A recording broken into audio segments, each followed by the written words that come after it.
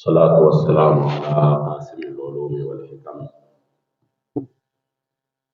व अला आलिहि व सहबिहि सादातिल उरूब वल अजम।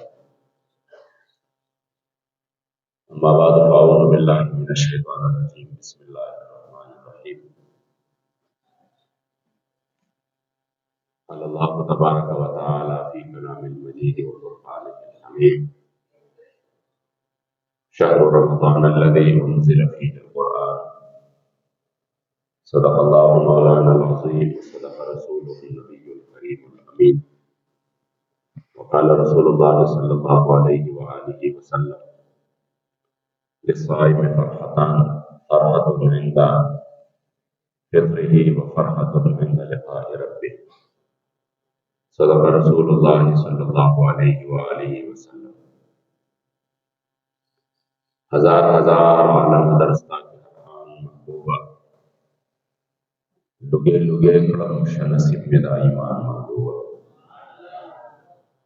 कायनात जुमला ज़र्रे कमी रूह नक़ी रब, हर नफस हसम पर अब्दा कुर्बान महबूबा। अज़ल नतर अबद हर दम दरब्दा इल्म कशमार, वीर तकरार बड़े ताज़ीम दा हक़ बयान महबूबा। और सदक़ा कड़ा सर व माल दख़्बल दिलबर, सदक़ा कड़ा सर व माल दख़्बल दिलबर, तालिब ये दवेसा दख़्बल दिलबर। वजहान का महरोयान ज़ी हुस्न दीन दी वली नवी नमस्याल दख़्बल दिलबर। वर्ष को मैं वर्ता दसूरी प्रशांत कारी, माली दले दे जमाल दख़्बल दिलबर। और यूसुफ बाद शैदा को याकूब दे मुहिब ज़ुल जलाल दख़्बल दिलबर। और मौला सर दराज व न्याज़ लपारा, जिब्राइल गढ़ रहबार दख़्बल दिलबर। और खुदे दी नकड़ी चे बबाम द जन्नत वरकड़म, ख़ाइस्ता दर व दीवाल दख़्बल दिलबर। और दज़ल जाम बपजाम द जम वर नकड़म, दज़ल जाम बपजाम द जम वर नकड़म, चे लरम पक ख़याल दख़्बल दिलबर। और द मिस्कीन मोहम्मद अमीन रब मंजूर दे इस्ताफ़ल दरबार के सवाल दख़्बल दिलबर। दा मदीना मुनव्वरा दा सकवे ज़ड़गिया, दा मदीना मुनव्वरा दा सकवे ज़ड़गिया, ढेर मलामत ये चितवते कर्ज़ नमरे ज़ड़गिया। और पगर मुकुह को जानान फसे था हर जे जड़ल, दल तपकार दी गर्दी पीली कलर ये ज़ड़गिया। और अर्श न चिपोर तथा मनल द महबूब दुर्शला, नंद हगे दुर्शल बख्वाती जड़े दे ज़ड़गिया। स्ताड़े ज़ैबा महबूब चढ़े मुंदुन कड़ी पके, नंद हगे मेहराब के सर पर सजदवे ज़ड़गिया। और महबूब लबाड़ा वसीला द मोहब्बत प कमाल, रो रो नातु न बजाना था और वे ज़ड़गिया। और चरता गुलजार द वसल, चरता मोहम्मद अमीन ख्वार, अज़ली बरफ़ी दी दख़्बुल नज़ारे ज़ड़गिया। शौक़ व मोहब्बत से दुरूद शरीफ पढ़ो। अल्लाहुम्मा सल्लि अला सय्यिदिना व मौलाना मुहम्मद व आलिहि व इतरतिहि बिअदद कुल्लि मालूमिन लक।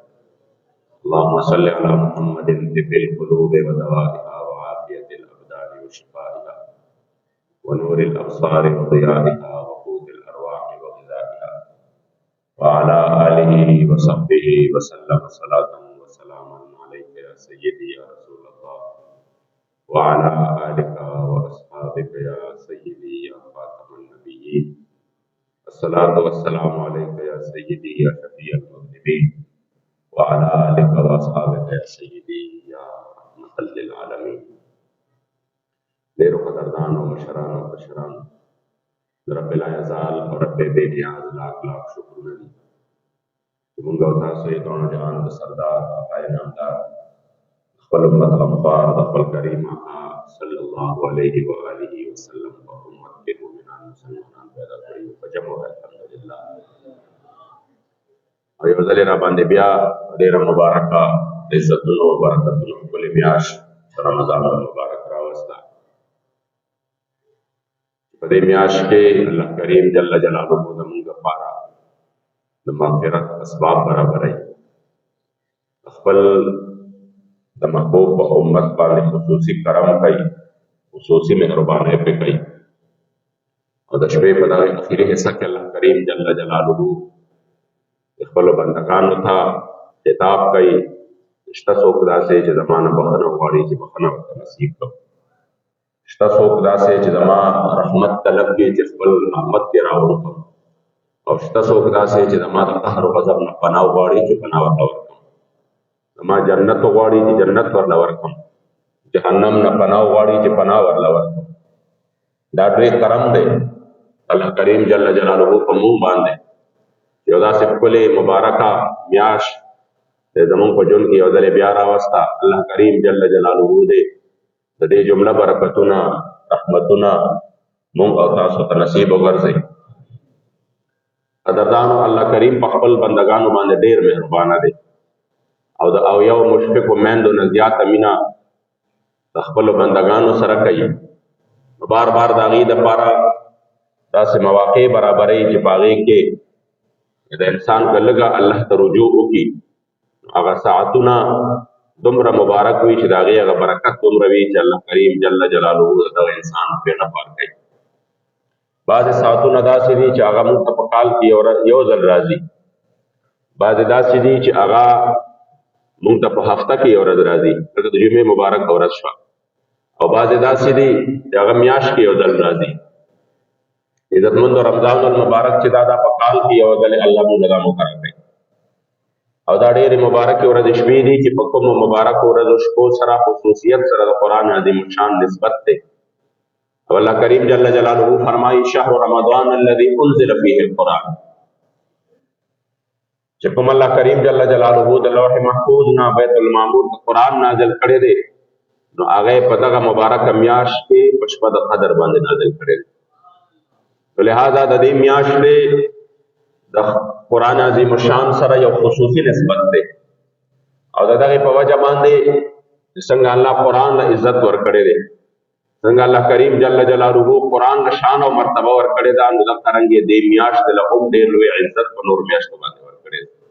او ډېره لویه مرتبه یې والله په نورو میاشتو باندې ورکړې ده. چې څنګه قرآن الله کریم جل جلاله زمونږ دپاره د تقوا سبب او ذریعه ګرځولې ده، همدغرنګې دا رمضان المبارک میاشم الله کریم جل جلاله زمونږ دپاره د نزدېکت او د تقوا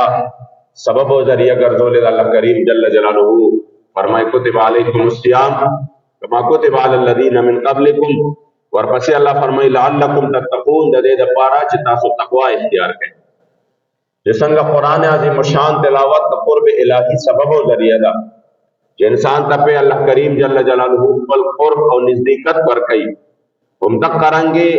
په رمضان المبارک کې هم د الله جل جلاله قرب او نزدېکت حاصلېږي. ځکه ما تاسو ته تېره جمعه ویلي وو چې رمضان المبارک دا روژه چې دا یو داسې باطني عبادت دی چې د دې ښکاره ظاهرا څه هیئت او شکل نشته چې انسان دا پته ولګوي چې دا سړی روژهدار دی. لمونځ چې کوو خو یو خاص هیئت دی، کله چې کوم دی قیام دی، کله رکوع ده، کله سجده ده. د حج دپاره مناسک دی، انسان پته لګي چې دا حج ادا کوي. خو یاد ساتئ دا روژه یو داسې عبادت دی چې د تعلق خاص د الله کریم جل جلاله سره دی. په دې باندې انسان نشي معلومولی چې په ناستو خلکو کې د چا روژه ده. دا نه ده ګینې چې پښمنۍ او روژه ماته کوم خو چې څوک نه کوي هغې هم چې کوم دی چې څوک نه نیسي هغې هم کولی شي. دومره یو باطني عبادت دی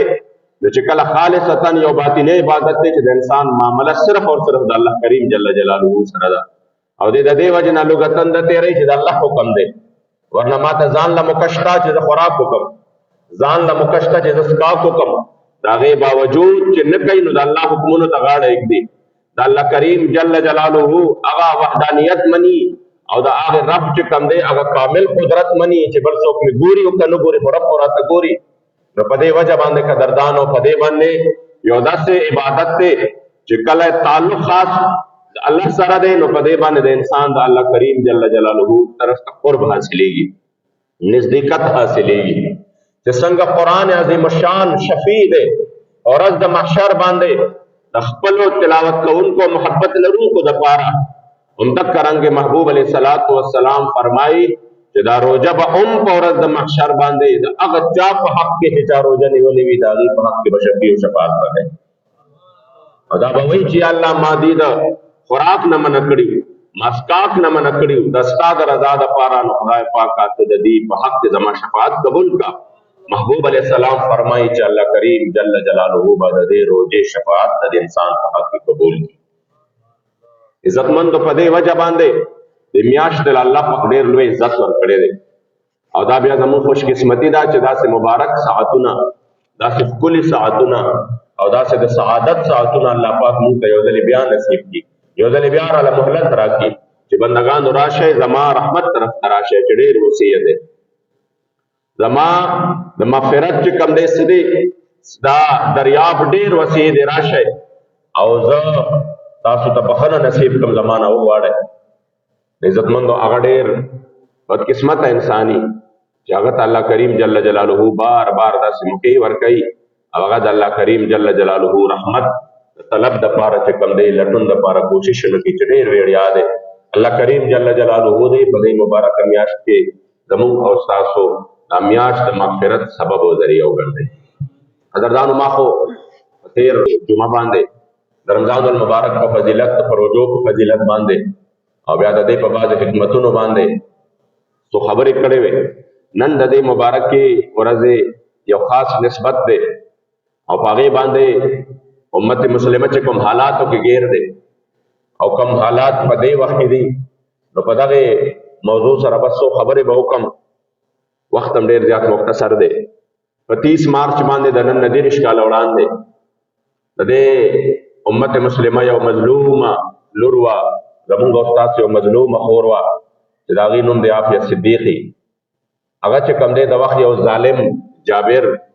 چې خپل ریاستي ظلم و جبر کې هر حد پار کړی و، هغه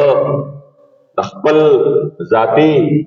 اغراضو او د بېغیرتۍ په بنیاد باندې امریکې ته حواله کړه. بیا په هلته په هغې باندې کیس وچلېد او 80 کاله هغې ته قید میلاو شو او هغه 80 کاله قید کې هغه لګیا ده د 30 کالو نه هغه قید کې پرته ده. ښکاره باندې ظلم جرم هېڅ هم نشته، جرم صرف یو دی چې دا مسلمانه ده، مسلمانانو په ماحول او معاشره او مجتمع کې پیدا ده او دا چې کوم دی د قرآن حافظه ده او مونږ چې څومره ناسته د دې کور سره کړې ده او په هغې کې مونږ د جرم بار بار تپوس کړی دی چې آخر د دې څه جرم و، د دې څه وجه وه. د دې خور ده د هغې نوم د فوزیه صدیقي او والدی به چې هغه هم وفات شوه. هغې وی چې د دې یو ذهن و هغه دا و چې دی وی چې زه په دې پاکستان کې داسې تعلیمي ادارې جوړوم چې په هغه تعلیمي ادارو کې چې کله زما د قوم بچې 1400 کالو ته ورسي، 1400 کالو ته د دې ذهن کې د محمد ابن قاسم رحمت الله تعالی علیه د هغې عظیم تر جدوجہد والا او مجاهدانه زندګۍ سوچو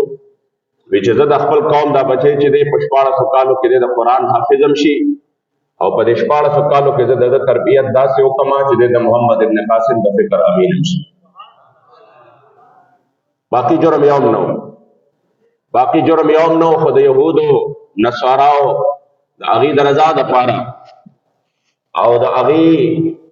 مخې ته چې چا سر نه شو چتولی، خپل قوم یې چې کوم دی د هغې مخې ته خرڅ کړه. په هغې بېغیرتۍ کې دا مظلومه خور چې ده نو دا د 30 کالو نه دغه د قید و بند صحبتونه برداشت کوي. قدردانو خبره دا نه ده چې هغه برداشت کوي، هغې له الله حوصله ډېره ورکړې ده او هغه بار بار چې کوم دی د هغې هغه احوال ډېر معلوم کړي دي. هغې چې کوم ظلمونه کېږي، کومې زیاتۍ کېږي، کوم انساني حقوق پامال کېږي، هغه یو خپل داستان دی. خو د هغې خلکو نه موږ ګیله نه کوو. هغه خو دي د اسلام دشمنان، هغه خو دي د مسلمانانو دشمنان، هغه خو بار بار چې کوم دی د داسې قسمه لګیایي سازشونه به کوي چې هغه د اسلام خلاف وي. د ټولو نه غټه ګیله دا ده چې کوم خلک چې ځان ته مسلمانان وایي، ځان ته د حضور غلامان وایي او قرآن عظیم الشان چې کوم دی نو هغه د خپل ژوند دستور العمل ګڼي او هغې وایي چې دا قرآن د الله کتاب زمونږ دپاره یو نظام دی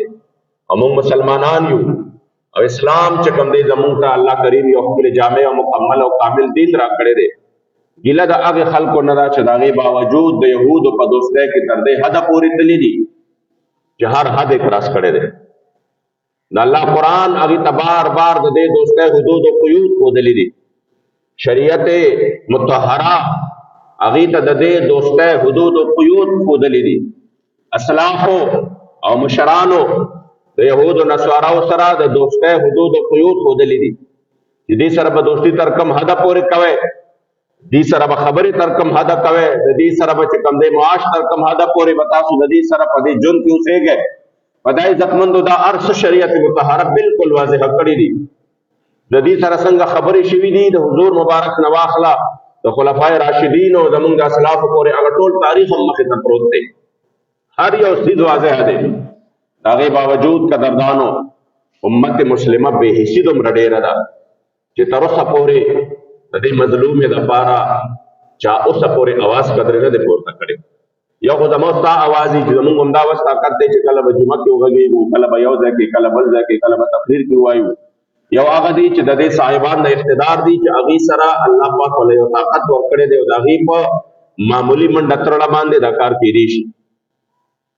مونږه د امیر المجاهدین رحمت الله تعالی علیه په ژوند کې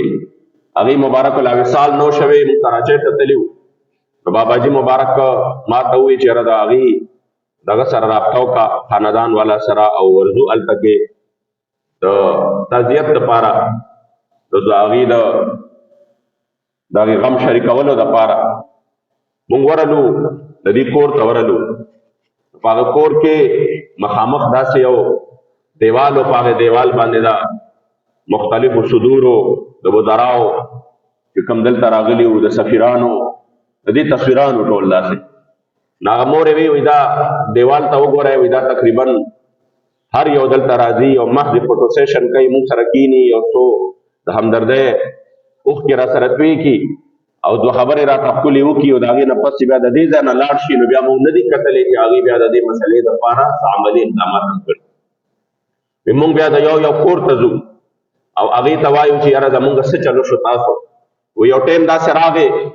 چې موږ ته د دننه نه خبر راغی چې یاره دا حکام وایي چې تاسو دومره وکړئ، د هغې طبیعت هم ډېر زیات خراب وي او ډېره زیاته بیماره ده.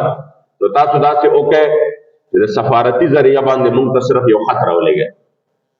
سفارتي ذریعه باندې موږ ته صرف یو خط راولېږئ. نو موږ دې ته تیار یو چې بس دا موږ ریلیز کړو، دا موږ چې کوم دی رها کړو. نو موږ رالو او د هغې دپاره هم کوششونه شروع کړل او مختلف قسمه چې کوم دی حکومتي واکدارانو سره موږ کوششونه شروع کړل او بار بار مو ورته دا ووایي چې صرف که تاسو یو خط ولېږه نو زموږ مسله حل کېږي. بیا آخر دا چې وشوه چې خط موږ تیار کړو، خط موږ تیار کړ او د هغې نه پس هم سفارت له راوړه چې مهرباني دا وکړئ چې که تاسو دا خط وړاندې کړو نو زموږ مسله حل کېږي. خو د هغې باوجود دا دومره بې غیرته دي او دا دومره بې حس او بې ضمیره دي چې دوی د هغې باوجود زموږ هغه یو خط چې کوم دی هغه فارورډ پدرې نه کړ، هغه یې مخکې ونه لېږه. مونږ دلته برید تاوو چې دا حکومت او فلانې حکومت او سابقه او موجوده دی به چې کوم دی زموږ د مال حفاظت کوي، زموږ د جان حفاظت به کوي. خورې به هغې زموږ د مال او جان حفاظت وکړي، خورې به هغې زموږ د حقوقو حفاظت وکړي چې چا صرف د یوې ترړو اړو دپاره تر اوسه پورې 11 مړو نه زیات وکړي. څومره عجیبه خبره ده چې یو قوم یو مړي چې وشي یو دنیا ورانېږي په هغې باندې. ورشه وګوره په امریکا کې یو چې کوم دی هغه توریانو کې یو دغه شوی و چې په د خپې لاندې کړی و، یو غوبل جوړ و. ولې خلک په خپل حقوقو باندې پوهېدل. دلته کې د یو ترړې او د 3 ترړو اړو دپاره 11-12 مړي وشو. څوک داسې نشته چې هغې د دې نظام خلاف بیا اواز پورته کړي چې آخر دا تاسو څه کوئ. ولې دا چې کوم دی په عزت سره تاسو سره وسایل نشته چې دا په عزت سره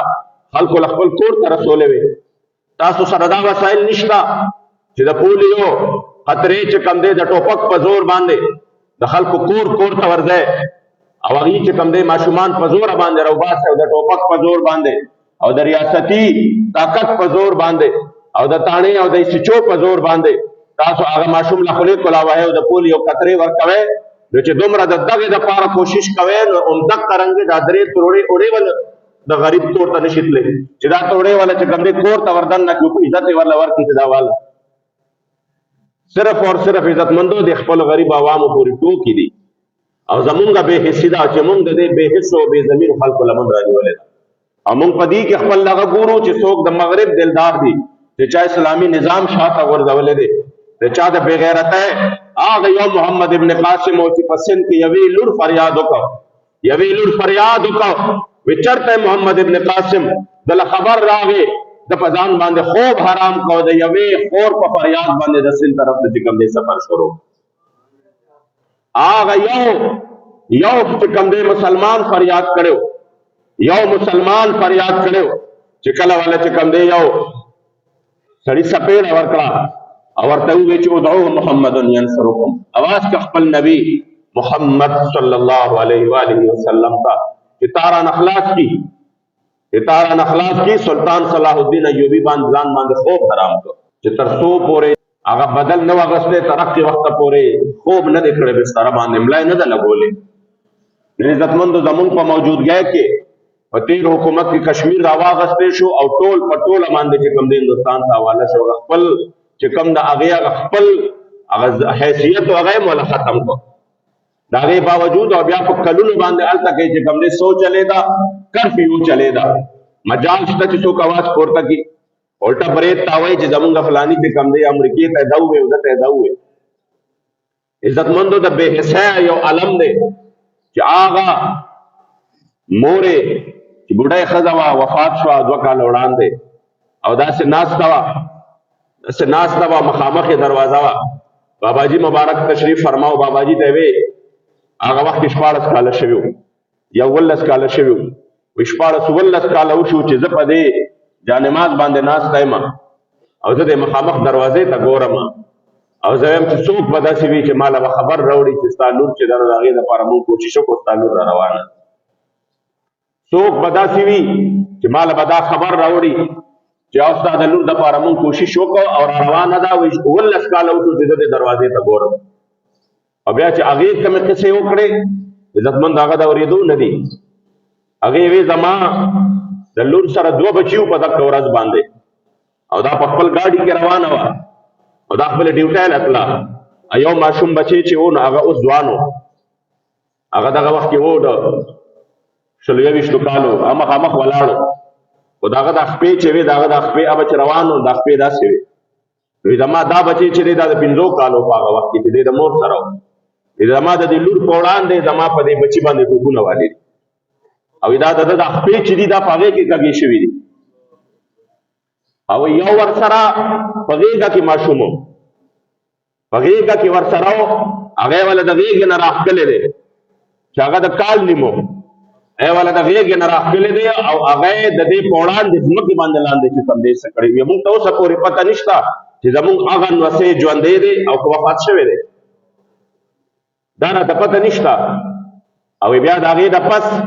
دا لګېدلې ده بیا موږ ته اکسرې وښوله یا هغه اکسرې کې دا په 100 ګولو باندې لګېدلې ده او په دې زخمی حالت کې دا بیا چې کوم دی هلته ایربیس ته وړلې ده افغانستان ته بیا د هلته نه په دې زخمی حالت کې امریکې ته وړلې د هغې باوجود وایي مونږ دلته نه چې د هغې سره د رابطې کوشش کوو نو د هغې دپاره هم د هغ چې وخت دی بې ضمیرو به زمونږ نه دلته نه پیسې اخیستې دا خورې وه وایي دا خور چې کوم دی دا څه کوي وایي دا اوور ټایم لګوي دا ډبل ډیوټي کوي صرف د دې دپاره به دې ډبل ډیوټي کوله چې زه د خپلې خور سره خبرې کوم دوی به مونږ نه د یو منټ چې کوم دی ډالر یې اخیستی خو مونږ به وایي چې زمونږ به زړه ښایي چې مونږ هغې سره خبرې کوو وی هغه خبرې به هم داسې وي چې کله به کال معطل شي کله 2 کاله کله 3 کاله داسې به بیا چې کوم دی مونږ ته یو موقع مله وشوه وی 10 کاله پس ورسره زمونږ رابطه وشوه ته د مور خبرې دي او هغه خبرې چې کومې ما اورېدلې دي دا نه چې ما چا نه اورېدلې دي هغه خبرې دي چې زه مخامخ ناست وم بابا جی مبارک سره او د مور لګیا وه مور یې وی چې 10 کاله پس ورسره زمونږ رابطه وشوه چې رابطه هم ورسره وشوه نو هغه کومې خبرې چې ورسره کړې وې نو هغه ریکارډ کړې وې نو هغه ریکارډینګ یې راوړ هغه مونږ ته ولګاو نو په هغې کې حافظ صدیقي لګیا وه د خپلې خور سره د خپل چې کوم دی مور سره خبرې کولې په هغې کې هغې د خپل مور ته چې کوم دی اشعار ویلي دي او دا هغه اشعار چې دا غي په خپل باندې جوړ کړی دي. نو هغه اشعار چې بابا جی مبارک ورته دا مونږ لراکا چې دا مونږ په خپلو خلکو ته واورو څه پته لګي د دې دغه د زمین چې ترابیدار شي نو هغې بیا مونږ ته مسلې جوړېږي، بیا به مونږ ته رابطه ګرانه شي. هغې کې هغې عافیه صدیقي خپل مور ته ویلي دي اشعارو کې چې دی په ما باندې دا ظلم وکړو، دی په ما باندې دا ظلم وکړو، دی په ما باندې دا ظلم وکړو، خو بیا چې کوم دی په اشعارو کې ویلي دي یا رسول الله دی د ظلم هر حد چې کوم دی تیر کړي او دی د خپل ظلم آخري او کلم چې کوم دی ظلم خو آخر ظلم دی، کله خو به د ظلم دا تورې تیارې دا به په سپینې رڼا باندې بدلې شي. خو یا رسول الله که دی هر څومره ظلم کوي نو کوي به، خو زه به ستا مبارک دین اسلام او ستا لمن چرې پرې نه کړم. دا د هغې مفهوم و. مورې وی داسې مونږ ته چې کله مو سره رابطه شوه وی راته وی چې ما تقریبا 11 کاله پس د دې دومره اوږد امتحان نه پس ما یو ځل د دواړو جهانو سردار مبارک په خوب کې ولیده. کریم آقا مبارک په خوب کې ولیده. وی چې خوب کې مې ولیده حضور علیه الصلاۃ والسلام چې ما ته وکتل وی زما د جانان سترګو مبارک نه اوښکې روانې وې. وی ما چې وکتل چې یا رسول الله ما خو ډېر ظلم برداشت کړ، ما خو خپل زامن او بچي د ځان نه جدا ولیدل، د هغې جدایي مې برداشت کړه، او یا رسول الله ما هر یو ظلم تر دې ظلم پورې چې مورې وې چې دوی ورته د جیل په دروازه باندې قرآن کیدي، وی راته وی چې د جیل په دروازه راته قرآن کیدي او ما ته وی چې په دې قرآن باندې خپه کېدو بهر ته وځه نو بس نن ازاد دی. وی زه ورته وایم چې دا خو 86 سال دی چې 86,000 سال قید وي نو بیا هم د قرآن لمونږ په زړه کې ځای ورکړی دی، په قرآن به موږ بچرې کېدل. او راشي مالک تانې راکوي، دا یهود راشي مالک تانې راکوي او ما ته وایي چې څه شو محمد ابن قاسم رانغی، صلاح الدین ایوبی رانغی، وایي زه د دې دا تانې اورم. ما ته وایي چې نن د اسلام نه د برات اعلان وکړه آزاد دی. وایي ما وایي چې دا قید کې به زما دا هډوکي ټول چې کوم دی دلته کې خاورې شي خو زه به د اسلام نه د برات اعلان ونه کړم، زه مسلمان یم. وایي چې کله مې د حضور علیه السلام په سترګو مبارکو کې دا اوښکې ولیدې نو ما وایي چې یا رسول الله ما خو هر ظلم برداشت کړ، ما خو هر تکلیف برداشت کړ، ما خو د دوی هر طرف ته چې څومره ظلمونه دي وکړه ما برداشت کړ، خو یا رسول الله که ستاسو مبارکو په سترګو مبارکو کې په عینین نرګسینو کې دا اوښکې وي او دا زما د وجې وي نو یا رسول الله زه به دا برداشت نه کړی شم، ستاسو مبارک اوښکې به زه کلم برداشت نه کړی شم که دا زما د وجې نه وي. دوی حضور علیه السلام مبارک ما ته وفرمایل دا خو مې موږ ته مور بیان کړ چې لور راته وی چې حضور مبارک راته وفرمایل چې عافیه زما سترګو کې دا اوښکې ستا په وجه نه دا د ما د امت د بې حسۍ په وجه باندې چې زما امت بې حسه شو، زما امت دومره بې حسه شو چې د خپل یوې کور د خپل یوې لور تپوس قدرې نشي کولی. کوم کس چې دلته کې خپل ټول کمپین چې کوم دی دا د عافیه صدیقي په رهایا په وجه باندې وکړه، په خپل حکومت کې مونږ ولیده چې واشنګټن ته لاړو هلته ترنه انټرویو کېده نو په هغه انټرویو کې صحافي ته تپوس کوي چې ته خو دلته راغلی او تا خو به ډېرې چغې والې چې زه به عافیه صدیقي رها کوم او ستا خلکو به وایي چې زموږ خان چې دی بس هغه ډېر تکړه دی او د هغه برېت ډېر زیات اوږده دي، هغه امریکې ته هم سترګې ښایي دی به دا لور راولي نو څنګه چل دی؟ ته به د هغې دپاره خبره کوې؟ په ایمان درته وایم د بې غیرتۍ او د بې حسۍ انتها ته وګوره چې د هغې صحافي چې خبره یې والا بدله کړه هغه بیا تپوس وکړه دا ویډیو شته هغه بیا تپوس وکړه ته به خبره کوې د هغې دپاره 100 کیلومیټره کې ورسره خوا کې پروت و دی ورته وایي دا خبره پرېږده بله خبره شروع یعنی نوم قدر یې نشو اخیستی هلته چې نوم قدر یې اخیستی وی ځکه به هغه مرد کلندر وی هغه به وی چې د جرت دپاره د بهادرۍ دپاره د شجاعت دپاره او کفارو ته د سرو سترګو ښودلو دپاره د حضور علیه السلام مبارک عشق ضروري دی. دا د حضور یو غلام کولی شي، دا یو فاسق او فاجر او د امریکې په او دارنګې چې کوم دی د یهودو په دغه باندې چې چې د هغې پر اوټو باندې چې کوم دی ټول عمر وخت تېر کړي د هغه نه شي کولی.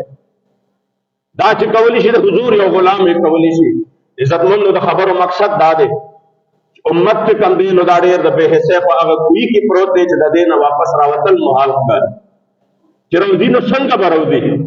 دوی به د خپل هغه شجاعت او د غیرت او د حمیت د تاریخ طرف ته څنګه دي؟ د دې تاریخ خدا نه و. د دې تاریخ خدا و چې د بنو قینقاع صرف یوه بیبي چې هغه چې کوم دی یو یهودي راغی او هغه ورله شاته دا بیبي ناسته وه بازار کې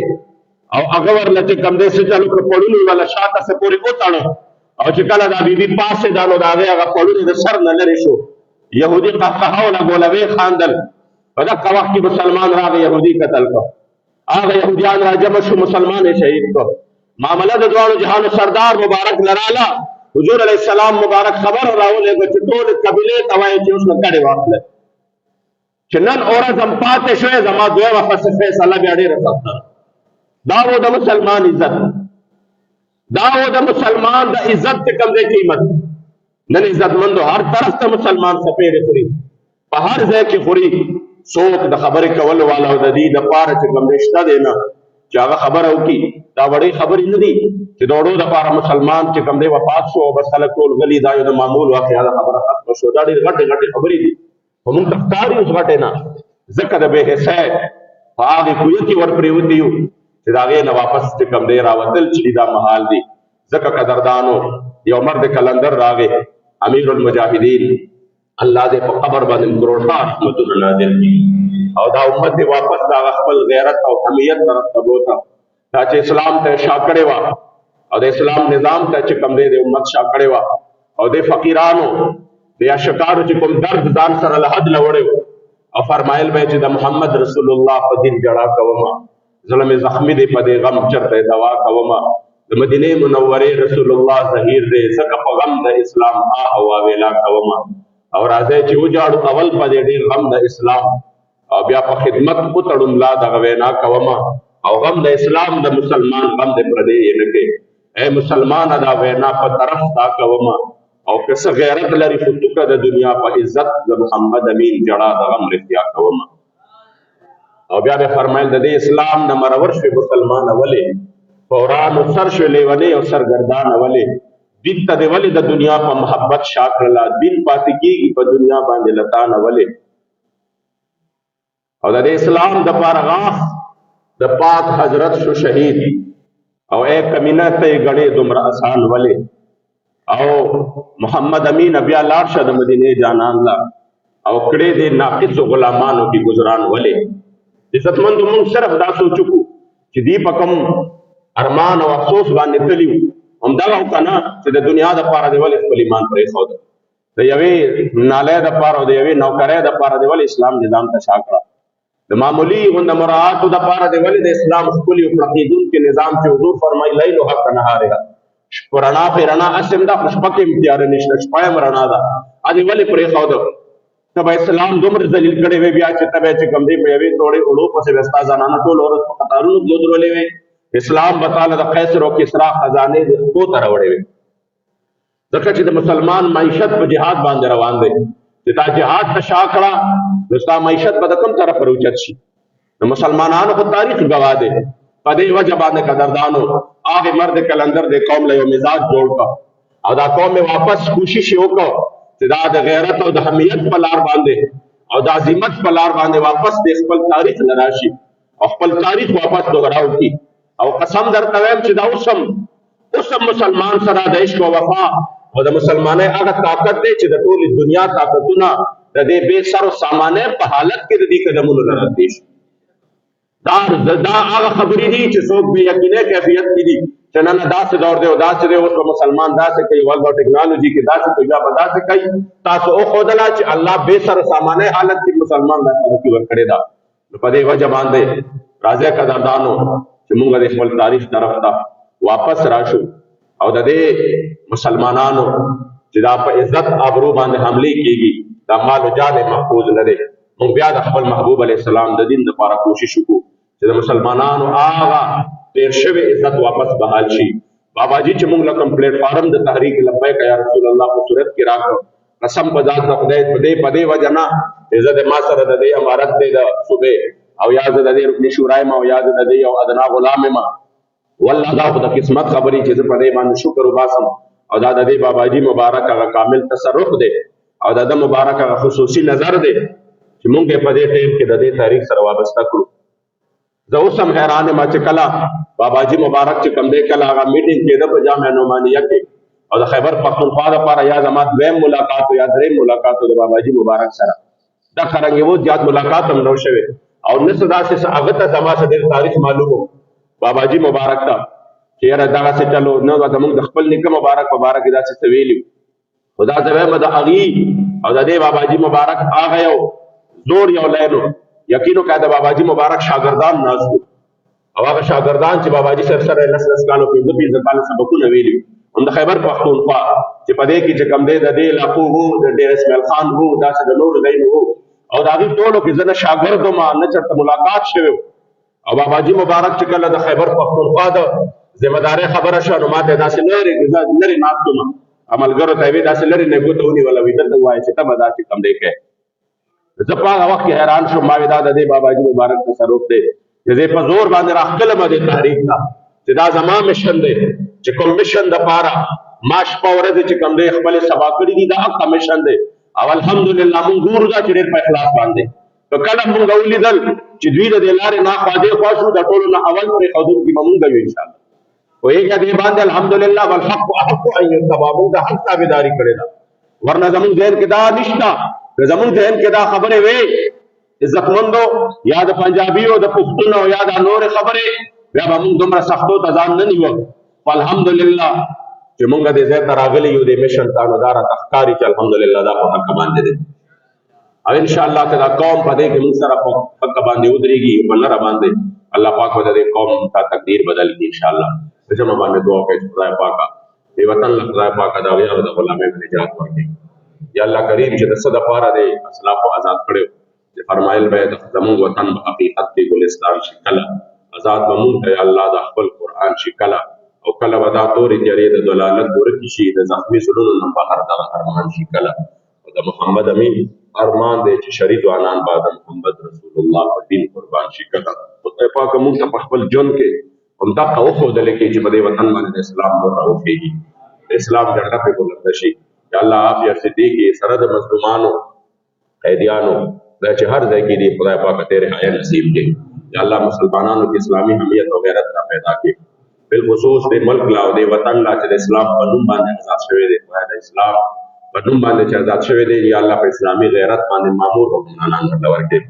خدای پاک د اسلام په غمجن او د غریبو په طرف باندې دردمن حکمرانان ورکړي د دې بې غیرتو نه د دې بېدینو نه د دې فساقو نه د دې فجارو نه د دې نااهلو نه خدای نور په خپل زمان کې وساتي یا الله کریم جل جلاله زموږ ستا استاد حبیب پاک صاحب الاولاد صلی الله علیه وسلم رضا ولک نصیب کړي اجي آباد شریف خدای په دین باندې قائم او دائم او آباد لري تصوف سلوک د علم عرفان عظیم دیني او روحاني مرکز وګرځي جامعه امیریه قادریه خپل حبیب علیه السلام د دین عظیم مرکز وګرځي استادانو ته طلباء ته معاونین ته یا الله کریم خدام ته ډېر عزتونه ډېر خوشاله د ژوند قانون ورکړي څومره د سنت او جماعت مدارس دي خدای پاک ټول ته الله کامیابی نصیب کړي او کله رمضان المبارک پسې متصل خصوصیت سره درته وایم چې د درس نظامي